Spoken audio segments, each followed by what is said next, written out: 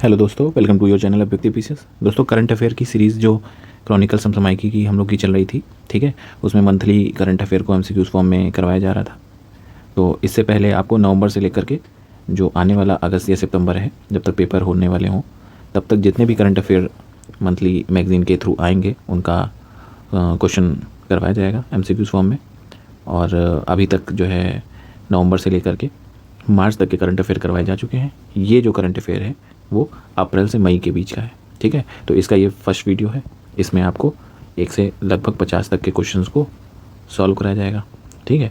और बाकी के 50 से 100 जो होंगे क्वेश्चन, उनको नेक्स्ट वीडियो में करा दिया जाएगा, ठीक है। तो देखिए इन क्वेश्चंस को, और एनालिसिस पार्ट जो इनका है उसको ज़रूर देखिएगा, वो स्टैटिक पोर्शन में आपका कवर होगा। चलिए फिर देखते हैं। तो पहला है प्रश्न, 22 मई 2024 को हनोई, वियतनाम में नेशनल असेंबली द्वारा मंजूरी के पश्चात राष्ट्रपति पद की शपथ किसने ली? ठीक है। तो जो वियतनाम कंट्री है आप जानते ही हैं, दक्षिण एशिया में, दक्षिण पूर्व एशिया में बेसिकली, जिसकी कैपिटल क्या है? हनोई, ठीक है। तो वियतनाम के अभी राष्ट्रपति पद के लिए चुने गए हैं, तो निम्नलिखित में से कौन है? तो इसका आंसर क्या हो जाएगा?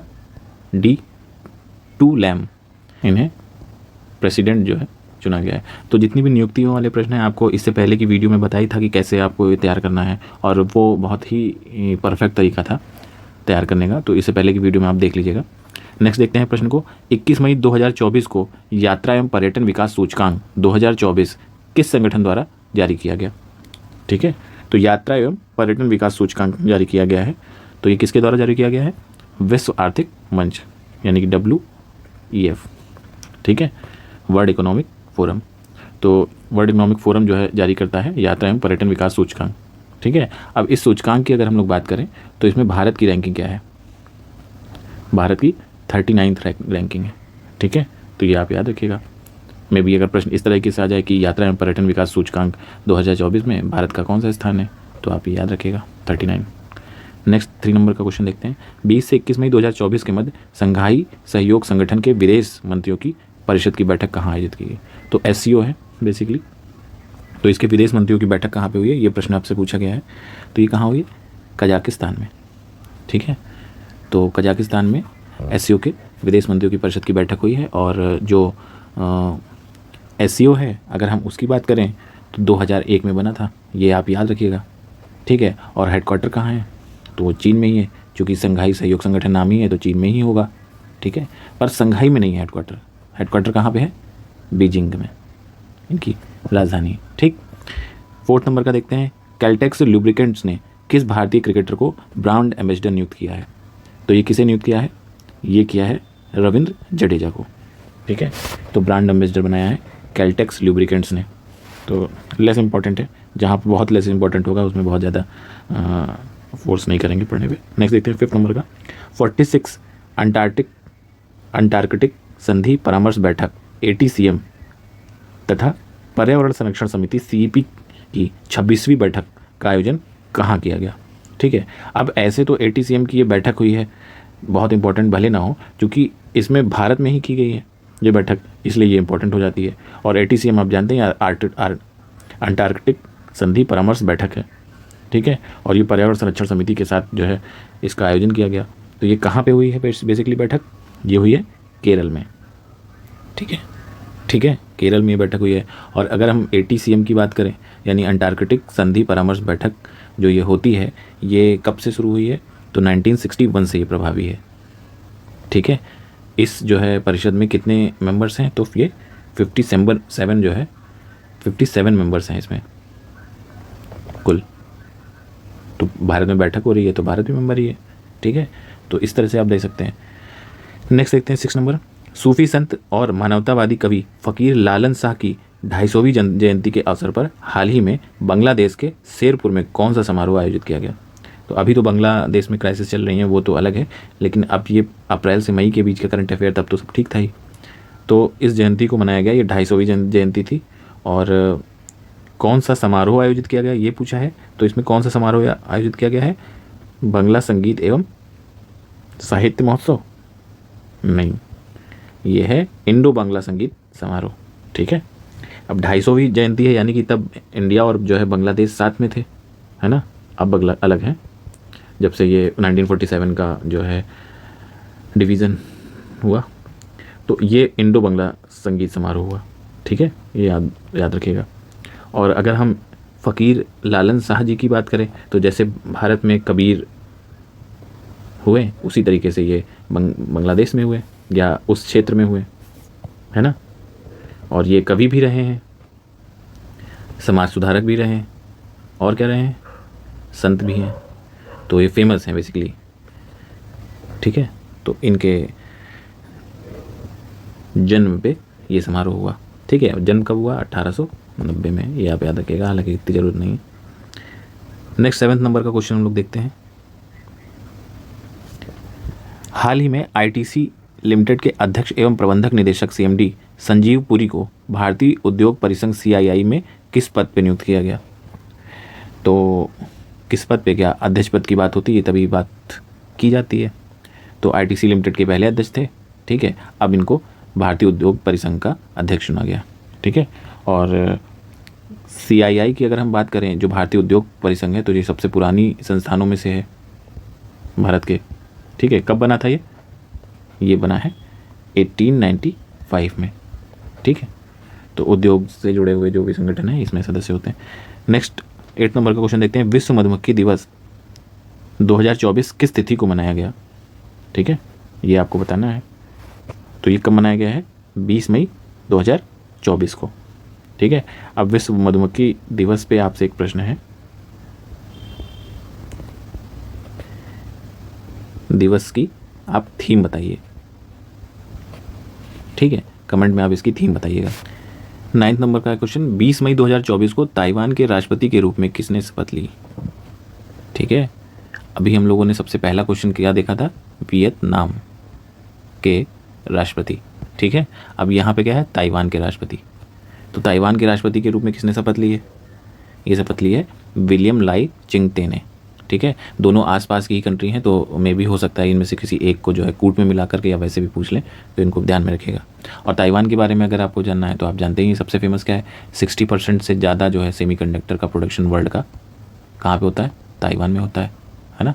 इसीलिए चीन वापस इसको जो है हथियाना भी चाहता है, जबकि ताइवान अपने आप को जो है असली चीन बोलता है। तो ये एक अलग मैटर है। 10th देखते हैं। 19 मई 2024 को भारत के सात्विक साईराजन रंकी रेड्डी और चिराग शेट्टी ने किस खेल की पुरुष युगल स्पर्धा में चीन के चेन वो यांग लियू यी की जोड़ी को हराकर थाईलैंड ओपन का खिताब जीता? बहुत ज़्यादा बड़ा एकदम प्रश्न बना दिया इन्होंने। हालांकि आप थाईलैंड ओपन 2024 को याद रखिए और सात्विक साईराज और चिराग शेट्टी को याद रखिए। ठीक है, तो बेसिकली पूछा क्या है कि ये किस खेल से जुड़े हुए हैं। ठीक है, तो ये किससे जुड़े हुए हैं? बैडमिंटन से। तो कभी कभी क्या होता है कि आपसे पूछ लेगा कि ये व्यक्ति किस खेल से संबंधित है, तो उसके लिए तैयार रहिएगा, है ना। खिताब किसने जीता ये भी जरूरी नहीं कि पूछे, ये पूछ लेगा नाम बता के कि सात्विक साईराज रंकी रेड्डी किस खेल से संबंधित है, तो आपको बताना होगा बैडमिंटन से। नेक्स्ट देखते हैं 11। 19 मई 2024 को कौन संयुक्त राज्य अमेरिका के पहले अश्वेत अंतरिक्ष यात्री बन गए? तो यूएसए के ये पहले जो है एस्ट्रोनॉट होंगे जो कि कैसे होंगे? अश्वेत होंगे। मतलब ज़्यादातर या सभी को अगर हम कहें, जितने भी अभी तक गए हुए हैं एस्ट्रोनॉट वो वाइट गए हुए हैं, ये अश्वेत होंगे। तो हैं कौन ये? तो ये हैं कौन?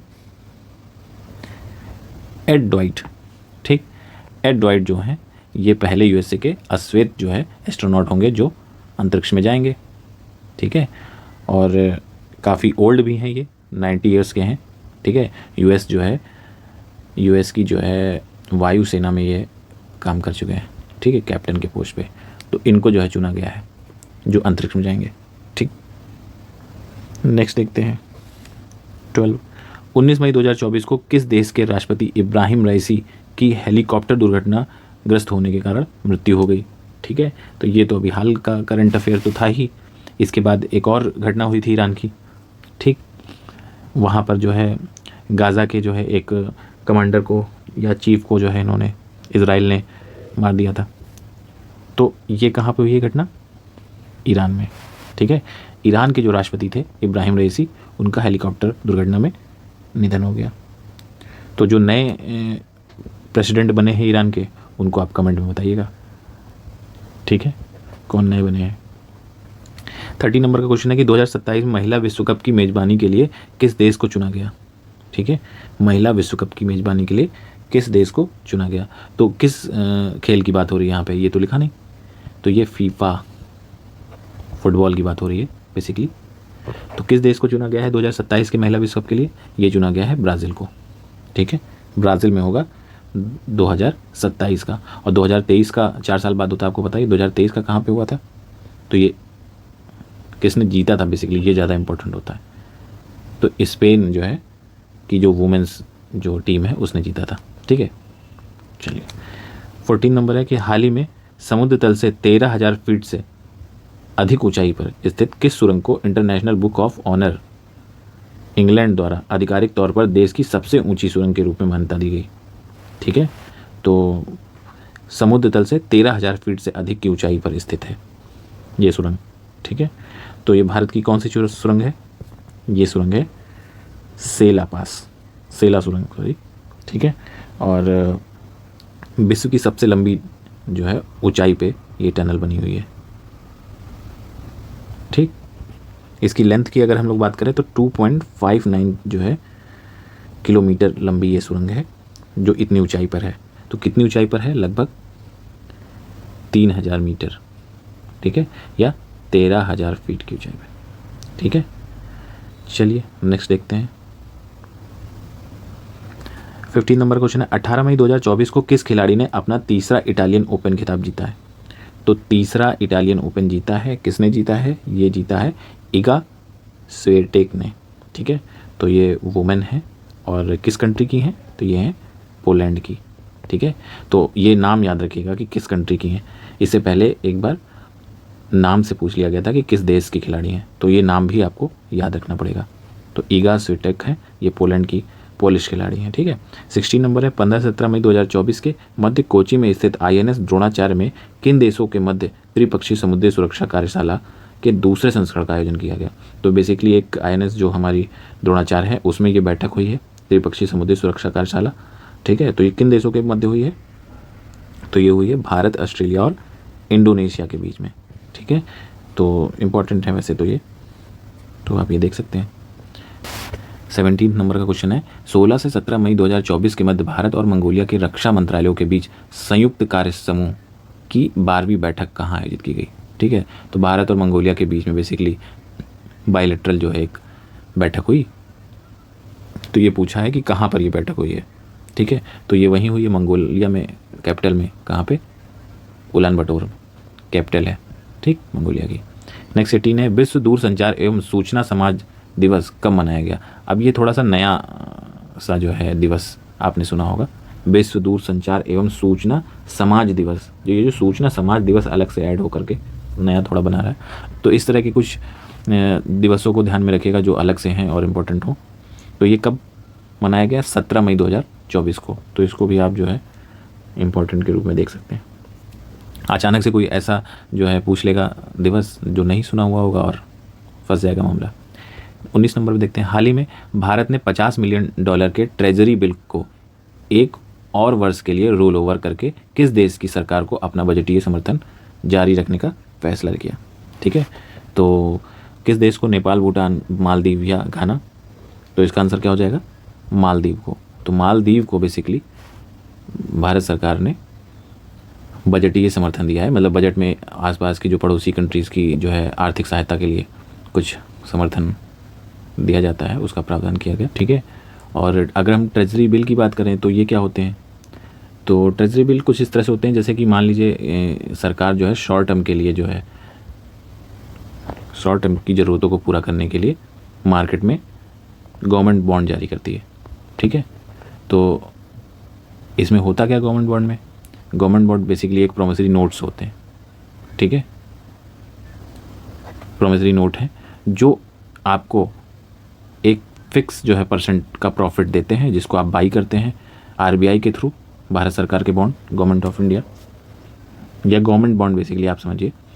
आपने बॉन्ड खरीदा, पैसे दिए, पैसे का जो है इनफ्लो सरकार अपने पास रखेगी और उसका यूज़ करेगी। तो जब भी शॉर्ट टर्म के लिए पैसों की आवश्यकता होती है तो गवर्नमेंट जो है गवर्नमेंट बॉन्ड जारी करता है।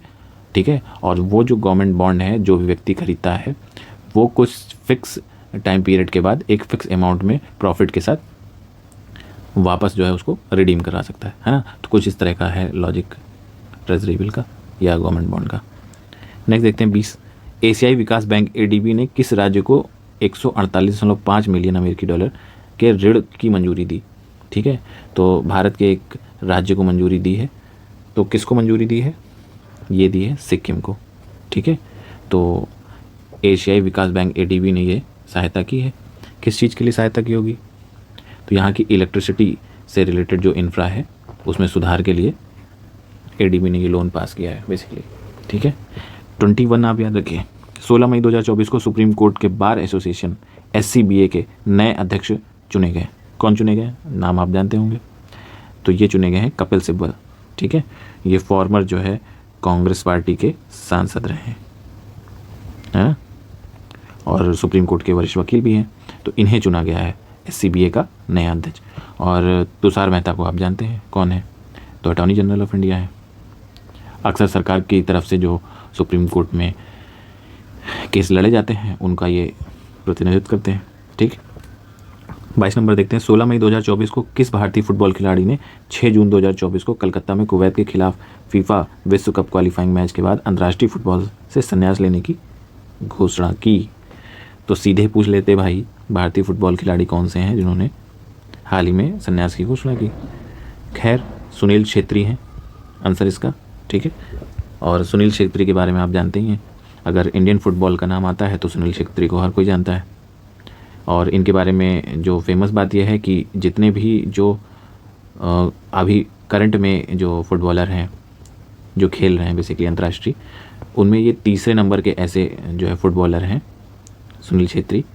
ठीक है, जिन्होंने सबसे ज़्यादा गोल किए हैं, अंतर्राष्ट्रीय गोल किए हैं। ठीक है, तीसरे क्या बेसिकली ये चौथे नंबर के हैं, तीसरे नहीं चौथे नंबर के जो है फुटबॉलर हैं जिन्होंने सबसे ज़्यादा गोल किए हैं। और इससे पहले जो हैं वो आप जानते हैं, क्रिस्टियानो रोनाल्डो को एक आप जानते होंगे, एक मेसी को आप जानते होंगे, और एक कोई और प्लेयर है, तो इसलिए भी ये फेमस है। वो बात अलग है कि इंडियन टीम जो है अंडर 100 में भी नहीं है। खैर 23, 16 मई 2024 को किस मंत्रालय ने स्वच्छता और पर्यावरणीय स्थिरता को बढ़ावा देने के लिए स्वच्छता पखवाड़े का शुभारंभ किया। तो स्वच्छता पखवाड़े का शुभारंभ किया गया है किस मंत्रालय द्वारा, ये प्रश्न आपसे पूछा गया है। तो ये किसने किया है, पूर्वोत्तर क्षेत्र विकास मंत्रालय द्वारा। ठीक है, और पूर्वोत्तर क्षेत्र मंत्रालय विकास भी एक मंत्रालय है। ये कब बना था, सितंबर 2001 में जो है ये मंत्रालय गठित हुआ था। ठीक है, और इनके मिनिस्टर कौन है आप जानते हैं, ज्योतिरादित्य सिंधिया। ठीक है, ये यहाँ के इस डिपार्टमेंट के या इस मंत्रालय के मिनिस्टर हैं। 24 देखते हैं, 14 मई 2024 को किस शहर में 7 दिवसीय प्रतिष्ठित उत्सव गंगमा जतारा पारंपरिक अनुष्ठानों के साथ शुरू किया गया।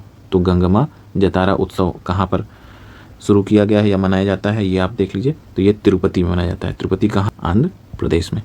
ठीक, चलिए, और यहाँ पर एक और मंदिर है जो फेमस है, वेंकटेश्वर स्वामी जी का मंदिर। ठीक, नेक्स्ट है 25, 14 मई 2024 को भारतीय वायुसेना ने उत्तर प्रदेश के किस जिले में भीष्म पोर्टेबल क्यूब का परीक्षण किया। ठीक है, तो कहाँ पर परीक्षण किया है, लखनऊ, वाराणसी, आगरा, गौतम बुद्ध। तो ये आगरा में परीक्षण किया गया है। अभी भीष्म पोर्टेबल ये जो क्यूब है इसकी चर्चा हुई थी जब PM जो है यूक्रेन विजिट पे गए थे, तो उन्होंने घायलों के लिए भीष्म क्यूब को, जो पोर्टेबल क्यूब है, उनको किसको दिया, यूक्रेन को।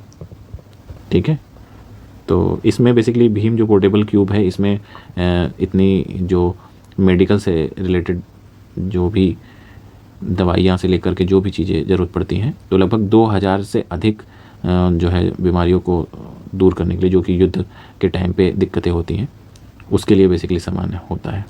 ऐसा कुछ है मतलब। नेक्स्ट देखते हैं, 14 मई 2024 को किस नोबेल पुरस्कार विजेता कनाडाई लेखिका का 92 वर्ष की आयु में ओंटारियो में निधन हो गया। ठीक है, तो नोबेल पुरस्कार विजेता हैं तो फेमस पर्सनालिटी हैं। ठीक है, तो इनका निधन हो गया है। तो कौन है ये, एलिस मुनरो। ठीक है, एलिस मुनरो का निधन हो गया। और ये बेसिकली सीखते हैं, शॉर्ट स्टोरी राइटर हैं बेसिकली, हैं क्या थी। ठीक है, और 2013 में इनको जो है लिटरेचर में ये नोबेल पुरस्कार मिला भी था। तो चलिए नेक्स्ट देखते हैं। 27, टाटा कंसल्टेंसी सर्विसेज TCS ने कहाँ पर global artificial intelligence AI centre of excellence बनाने की घोषणा की? ठीक है, तो global artificial intelligence centre of excellence बनाने की घोषणा की है TCS ने। बड़ा कदम है। और कहाँ पे की है? फ्रांस के पेरिस में। तो ये तो अच्छी बात है। 28 देखते हैं। 12 मई 2024 को किस राज्य के पेंच टाइगर रिजर्व में पहली बार एक तेंदुआ बिल्ली देखी गई? तो पहली बार देखी गई है इस पेंच टाइगर रिजर्व में, तो ये कहाँ पे है बताइए? ये है कहाँ? महाराष्ट्र में। तो जो पेंच टाइगर रिजर्व बेसिकली है, ठीक है, वो जो है महाराष्ट्र में भी है और मध्य प्रदेश, दोनों ही राज्यों में है। ठीक है, तो जो महाराष्ट्र वाला पोर्शन है वहाँ पर इस तेंदुआ बिल्ली को देखा गया है। तो कॉमन जो है अभ्यारण्य है, दोनों टाइगर रिजर्व है दोनों स्टेट्स के बीच में, तो याद रखिएगा। 29 देखते हैं। 14 से 15 मई 2024 के मध्य अफ्रीका पर भारत अमेरिका वार्ता का दूसरा दौर कहाँ आयोजित किया गया? तो अफ्रीका पर वार्ता हो रही किसकी? भारत और अमेरिका के बीच में। और ये कहाँ पर हुई? तो ये हुई है वॉशिंगटन DC में, कैपिटल ऑफ USA। नेक्स्ट 30, विश्व हाइड्रोजन सम्मेलन का आयोजन कहाँ किया गया? इंपॉर्टेंट है। तो विश्व हाइड्रोजन सम्मेलन का आयोजन किया गया है कहाँ? रॉटरडम में। रॉटरडम कहाँ पे है? नीदरलैंड में। ठीक है, बिगेस्ट पोर्ट जो है पोर्ट है ये कहाँ का? यूरोप का। 31 देखते हैं। 13 मई 2024 को किस देश में अवस्थित माउंट ईबू ज्वालामुखी का विस्फोट हुआ? तो ज्वालामुखी का विस्फोट अभी फ़िलहाल तो ज़्यादातर कहाँ पर हो रहा है? इंडोनेशिया में। इससे पहले माउंट रुआंग में हुआ था। ठीक है, तो बार बार हो रहा है तो इसको ध्यान रखिएगा। इंडोनेशिया इसका सही आंसर है। 32 देखते हैं। छत्तीसगढ़ की पहली 15 मेगावाट फ्लोटिंग सौर परियोजना कहाँ स्थापित की गई है? तो ये कहाँ पे स्थापित की गई है? ये की गई है मरोदा वन जलाशय में। ठीक है, तो जो भिलाई स्टील प्लांट है, ठीक है, तो उसी क्षेत्र के अंतर्गत इस मरोदा वन जलाशय में 15 मेगावाट की फ्लोटिंग सौर जो है परियोजना स्थापित की गई। ठीक, नेक्स्ट देखते हैं 33। 11 मई 2024 को किस देश ने पाकिस्तान को हराकर सुल्तान अजलान शाह कप 2024 का खिताब जीता है? ठीक है, तो पाकिस्तान को हराया है। और किसने हराया है? भारत ने नहीं हराया, ये हराया है जापान ने। ठीक है, तो सुल्तान अजलान शाह कप जो है जापान ने पाकिस्तान को हराकर जीता। और ये कप किस खेल से संबंधित है? तो ये है हॉकी से संबंधित। ठीक है, 34 देखते हैं। हाल ही में कौन सी भारतीय जिम्नास्ट एशियाई ट्रैम्पोलिन जिम्नास्टिक चैंपियनशिप में पदक जीतने वाली पहली भारतीय बन गई? यानी कि इससे पहले किसी भी भारतीय जो है जिम्नास्ट ने ये पदक नहीं जीता था, तो इम्पोर्टेंट हो जाता है। तो ये किसने जीता है? सृष्टि खंडागले ने। ठीक है, तो प्रश्न पूछ लेगा सृष्टि जो खंडागले हैं ये किस खेल से संबंधित हैं? तो आपको पता होना चाहिए कि ट्रैम्पोलिन जिम्नास्टिक में इन्होंने जीता है। ठीक है, तो इम्पोर्टेंट है नाम से।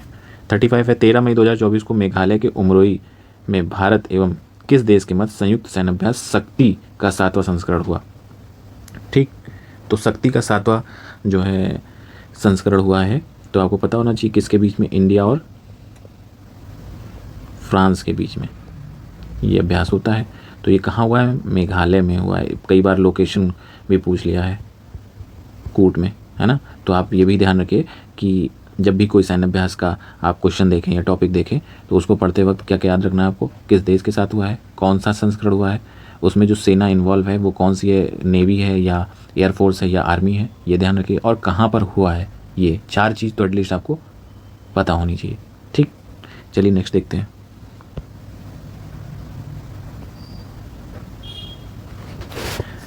नेक्स्ट है 36। 13 मई 2024 को भारत और ईरान के ने किस बंदरगाह के संचालन के लिए 10 वर्षीय अनुबंध पर हस्ताक्षर किया?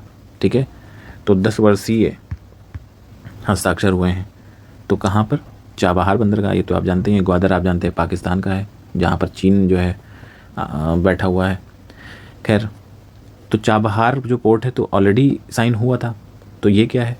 तो चाबहार पोर्ट में ही यहाँ पर एक टर्मिनल है, उसका नाम है शाहिद बेहस्ती टर्मिनल। ठीक है, तो इस जो पोर्ट टर्मिनल है इसका अनुबंध हुआ है 10 वर्षों के लिए भारत का। तो ये आप याद रखिएगा। ठीक है। 37, हाल ही में इदासिसा नोगरांग को किस राज्य की पहली महिला पुलिस महानिदेशक डीजीपी नियुक्त किया गया है? समझ रहे हैं, एक राज्य में पुलिस की सबसे बड़ी पोस्ट जो होती है वो क्या है? डीजीपी। और किस राज्य में ऐसा हुआ है? मेघालय में। तो मेघालय में जो है इदासिसा नोगरांग को डीजीपी नियुक्त किया गया है। 8 देखते हैं। 13 मई 2024 को कहाँ पर इंटरनेशनल टेनिस फेडरेशन ITF के जूनियर 30 टूर्नामेंट का उद्घाटन किया गया? तो फिर से आप देखिए, इंटरनेशनल टेनिस फेडरेशन ITF के द्वारा जूनियर 30 टूर्नामेंट है, और हुआ कहाँ है? कैपिटल में, यूपी की कैपिटल लखनऊ में हुआ है ये उद्घाटन, याद रखिएगा, इंपॉर्टेंट हो गया है। अब हाल ही में कौन सा bank India international bullion exchange IIBX में पहला ट्रेडिंग सह क्लियरिंग सदस्य बन गया है?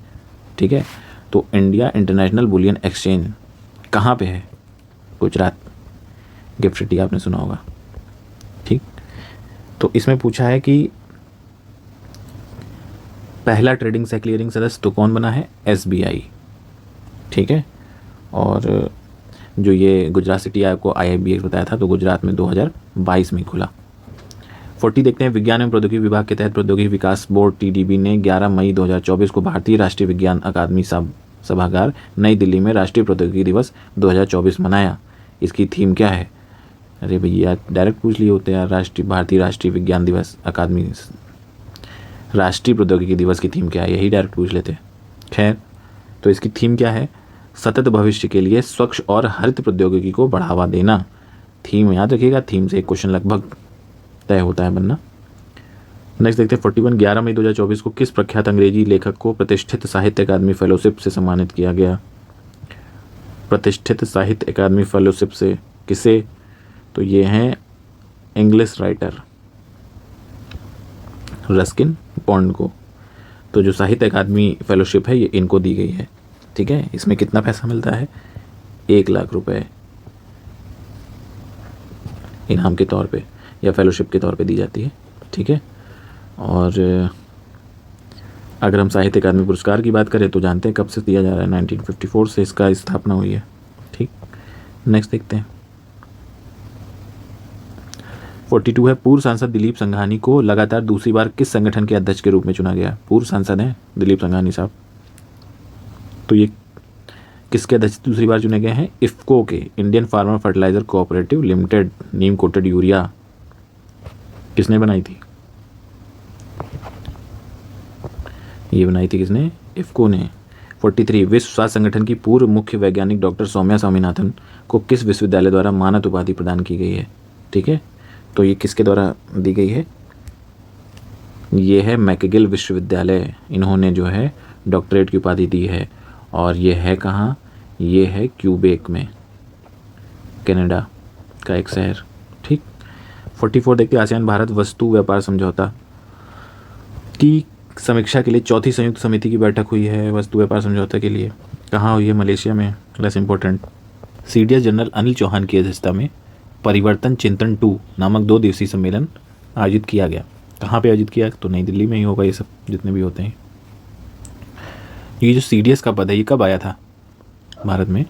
ये 2020 में आया था, और पहले जो CDS थे चीफ डिफेंस स्टाफ कौन थे? जनरल विपिन रावत साहब। ठीक है, जिनका एक हेलीकॉप्टर दुर्घटना में निधन हो गया। उसके बाद कौन बने? अनिल चौहान जी।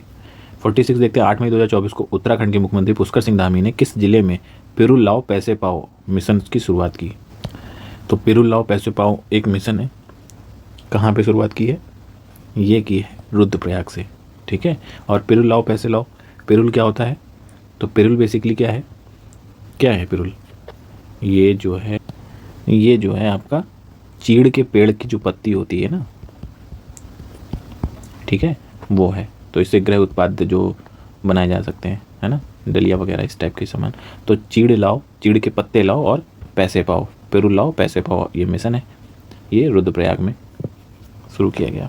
47 है। 9 मई 2024 को रक्षा सचिव गिरिधर अर्रामाने ने नई दिल्ली में DRDO द्वारा किस विषय पर आयोजित 2 दिवसीय संगोष्ठी में बैठक में उद्घाटन किया? तो ये फिर लेस इंपॉर्टेंट हो जाता है, हालांकि आप आंसर देख लीजिए। इसका आंसर क्या है? इसका बुनियादी ढांचे के विकास में उभरती प्रौद्योगिकी। ठीक, 48 देखते हैं। हाल ही में किस सामाजिक कार्यकर्ता को प्रतिष्ठित global pride of Sindhi award से सम्मानित किया गया? प्रतिष्ठित global pride of Sindhi award, तो ये किसे किया गया है? पवन सिंधी को। ठीक। 49 देखते हैं, हाल ही में लार्सन एंड टुब्रो ने किसे कंपनी के अध्यक्ष के रूप में, जो कंपनी के पूर्णकालिक निदेशक सीईओ के पद को संभालेंगे? ठीक है, तो लार्सन टुब्रो आप जानते ही हैं, भारत की बड़ी इंफ्रास्ट्रक्चर जो है निर्माण की कंपनी है ना। तो इसका जो है पद जो है किसने जो है संभाला है? तो ये संभाला है किसने? आर शंकर रमन साहब ने। ठीक है, L&T के जो है निदेशक। 50 देखते हैं, यूनाइटेड वर्ल्ड रेसलिंग ने किस एथलीट को 31 दिसंबर 2024 तक के लिए निलंबित कर दिया है? तो ये किसे किया गया है? ऑब्वियस सी बात है, बजरंग पुनिया को। ठीक है, ऑब्वियस सी बात इसलिए भी कि हो सकता है कि नाडा द्वारा कुछ ना कुछ इस तरह के डोपिंग वाले एलिमेंट पाए गए हों। बाकी अब थोड़ा सा पॉलिटिकल मामला भी, या पॉलिटिकल एंगल आप कह लो, तो हो सकता है। 51 देखते हैं, हाल ही में जॉन स्वाइनी किस देश के 7वें प्रथम मंत्री बन गए हैं? ठीक है, तो प्रथम मंत्री बन गए हैं कहाँ के? स्कॉटलैंड के। ठीक है, इंग्लैंड से जो अलग स्कॉटलैंड है उसके पहले ये मिनिस्टर बने हैं। कौन? जॉन स्वाइनी। तो इम्पॉर्टेंट हो जाता है।